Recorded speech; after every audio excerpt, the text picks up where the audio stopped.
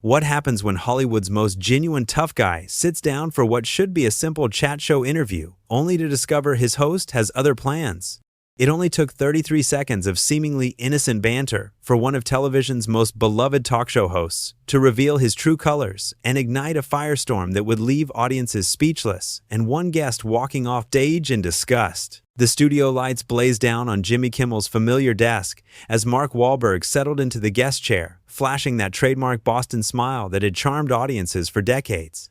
The crowd was buzzing with excitement. Here was Marky Mark himself, the guy who went from rapper to Oscar nominee, sitting down for what everyone expected would be another fun, lighthearted conversation. But something felt off from the moment the cameras started rolling. "So Mark," Jimmy began, his voice carrying that practiced late-night host cadence, "I have to ask you about something that's been bothering me for weeks now." Mark raised an eyebrow, still smiling but clearly caught off guard.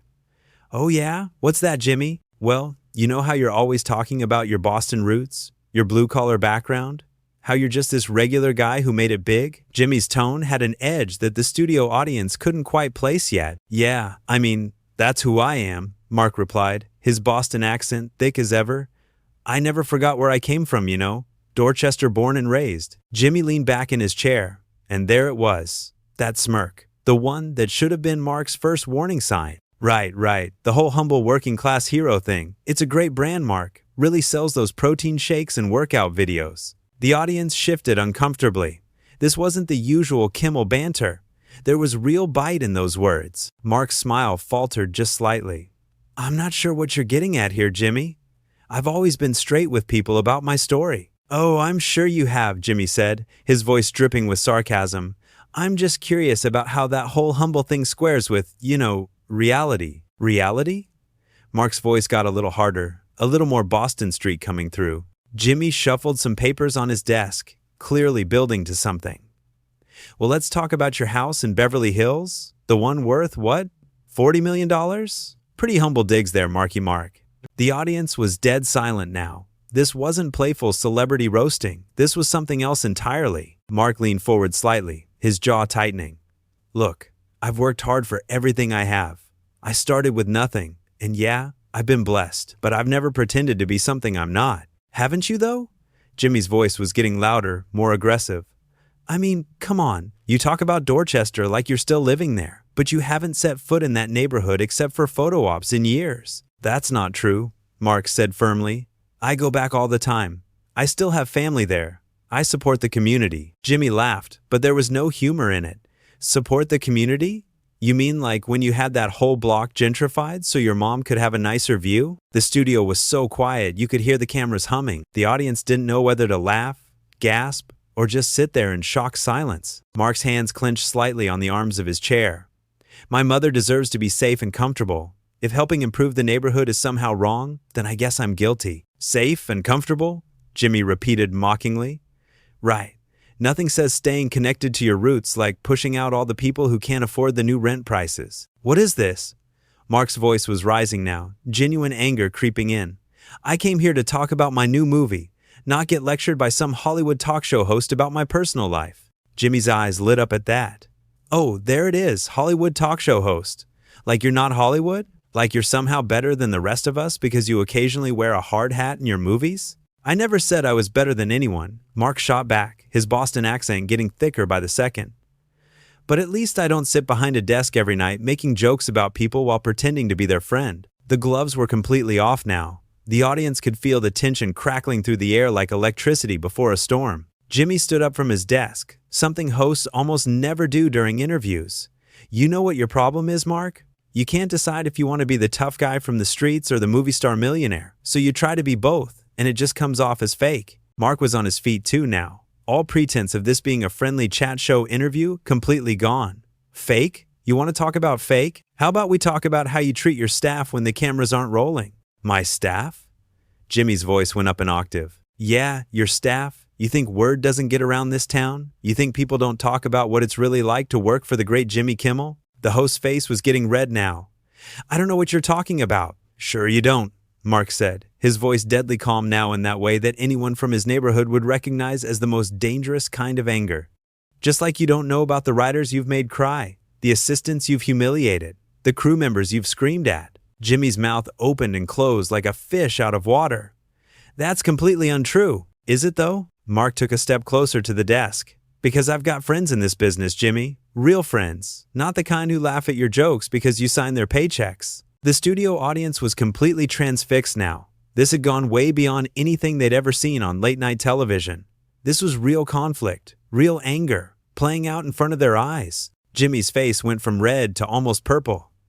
You don't know what you're talking about, Mark. You're just making things up now. Am I? Mark's voice got quieter, more dangerous. Then why don't we ask Sarah from Wardrobe about the time you made her redo your entire outfit 6 times because you didn't like how the blue looked under the lights? Or maybe we can talk to Tommy from catering about how you threw a sandwich at him because the lettuce wasn't crispy enough? The host was sweating now, beads forming on his forehead under the hot studio lights. Those are just stories, rumors. You know how this business island? I know exactly how this business is, Mark replied, his tone ice cold. And I know the difference between someone having a bad day and someone who thinks they're better than the people who work for them. Jimmy tried to regain control, forcing out a laugh that sounded more like a bark. This is rich, coming from the guy who made his assistant carry his coffee for him in a special heated mug so it wouldn't get cold. That assistant was my nephew, and he was interning to learn the business. Mark shot back without missing a beat. And I paid him double what any other intern makes in this town. What do you pay your interns, Jimmy? Oh wait, that's right. You don't pay them at all. The audience was starting to murmur now. Some people were pulling out their phones, trying to record this incredible meltdown happening in real time. Jimmy's producer was frantically gesturing from the side of the stage, making cutting motions across his throat, but Jimmy was too far gone to notice. You think you're so tough? Jimmy spat, pointing his finger at Mark. With your workout routines and your protein shakes and your whole Boston tough guy act, but you're just another pampered movie star who pays people to make you look good. Mark's eyes narrowed to slits. Pampered? You want to know about pampered, Jimmy? Let's talk about your rider, the one that requires your dressing room to be exactly 72 degrees, with imported water from some fancy mountain in Switzerland, and organic everything, even down to the hand soap. How do you know about my rider? Jimmy demanded, his voice cracking slightly. Because unlike you, I actually talked to the crew. I know about the 4 different types of herbal tea you require. I know about the meditation cushions and the aromatherapy candles. I know about how you make them vacuum your dressing room carpet in a specific pattern, so the lines go the right direction. Jimmy was backing away from his desk now, his hands shaking. That's private information. You have no right to know any of that. Private? Mark laughed, but it wasn't a pleasant sound. Nothing's private when you treat people like garbage, Jimmy. Word gets around. People talk. They remember how you made that young PA cry on his first day because he brought you regular milk instead of oat milk. I have dietary restrictions, Jimmy protested weakly. Dietary restrictions don't give you the right to humiliate a 20-year-old kid who's just trying to do his job. Mark fired back. But that's what you do, isn't it? You punch down. You pick on people who can't fight back because it makes you feel big. The studio was dead silent, except for the hum of the cameras and the occasional whisper from the audience. This wasn't entertainment anymore. This was a character assassination happening in real time. Jimmy tried one more desperate attempt to turn the tables. At least I've never been arrested for assault. At least I don't have a rap sheet longer than most criminals. Mark went completely still. The entire studio held its breath. When he spoke, his voice was barely above a whisper, but somehow everyone could hear every word perfectly. I was a kid, Jimmy. A stupid kid from a rough neighborhood who made bad choices. And you know what? I owned up to every single one of them. I went to court, I paid my debt to society, and I've spent the rest of my life trying to make up for those mistakes. He took another step closer to Jimmy's desk. But you? You're a grown man who thinks his success gives him the right to treat other people like they don't matter. At least when I was young and stupid, I only hurt myself and people who chose to be around me. You hurt people who depend on you for their livelihood. Jimmy's mouth was opening and closing again, no sound coming out. You know what the difference is between you and me, Jimmy? Mark continued, his voice getting stronger. I grew up. I learned from my mistakes. I became a better person. But you? You just got a bigger platform to be the same small, petty bully you probably were in high school. The host finally found his voice, but it came out as a squeak. Security. Security? Mark laughed again, shaking his head. Are you serious right now? You're calling security because someone finally told you the truth about yourself? 2 large men in black shirts started moving toward the stage, but Mark held up his hands. Don't worry, boys. I'm done here. I wouldn't want to stay on this show another second anyway. He turned back to Jimmy, who had retreated all the way to the back of his desk area. You know what's really sad, Jimmy? You could have been great. You're actually funny when you're not being mean. But instead of lifting people up, you chose to tear them down. Instead of using your platform to help people, you use it to hurt them. Mark started walking toward the edge of the stage. And the worst part? You do it all with a smile on your face, like it's just part of the show. But it's not part of the show, Jimmy. It's just who you are. The audience was completely silent now, watching this incredible scene unfold. Some were crying. Others looked angry. All of them looked shocked. But Jimmy wasn't done. As Mark reached the edge of the stage, the host found some desperate reserve of energy and shouted after him. Running away, Mark? Just like you always do when things get tough? Mark stopped dead in his tracks. The entire studio seemed to freeze. Even the cameramen stopped moving. Slowly, Mark turned around. His face was calm, but his eyes were burning with an intensity that made everyone in the room take a step back. Running away? Mark's voice was so quiet that the microphones had to strain to pick it up. Is that what you think this is? He walked back toward the desk, each step deliberate and measured. Jimmy actually backed up against the wall behind his chair. Let me tell you something about running away, Jimmy, Mark said, his voice getting stronger with each word. Running away is what you do every night when your show ends and you go hide in your dressing room instead of thanking the people who make your show possible. The studio lights seemed to dim everything except the two men facing off in the center of the stage. Running away is pretending your jokes are just harmless fun when they destroy people's lives. Running away is hiding behind your writers when someone calls you out for the things you say. Jimmy tried to speak, but Mark held up a hand. I'm not running away from anything, Jimmy. I'm walking away from you because you're not worth my time. There's a difference. The host's face crumpled slightly.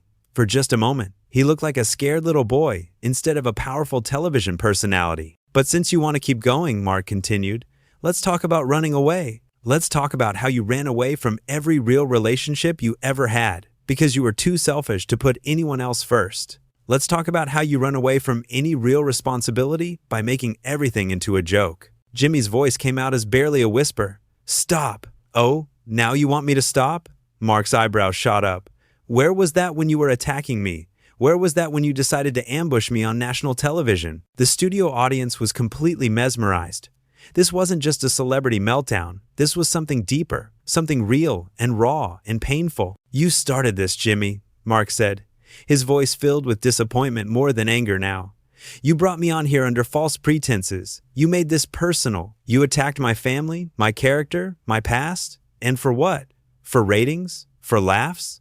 Jimmy's shoulders sagged. I thought it would be funny. Funny? Mark shook his head sadly. You thought destroying someone would be funny? You thought humiliating a guest on your show would be entertaining? People love when celebrities get taken down a peg, Jimmy mumbled, but there was no conviction in his voice anymore. Maybe they do, Mark agreed. But I'm not just a celebrity, Jimmy. I'm a human being. I have feelings. I have people I care about who will see this. I have kids who might watch this someday. The camera caught a single tear rolling down Mark's cheek, and somehow that made him seem even stronger, not weaker. You know what's really sad? Mark continued. I actually used to respect you. I thought you were one of the good guys in this business. I thought you cared about people. Jimmy looked up at him with red, watery eyes. I do care about people. No, you don't, Mark said firmly. If you cared about people, you wouldn't have done this. If you cared about people, you'd treat your staff better.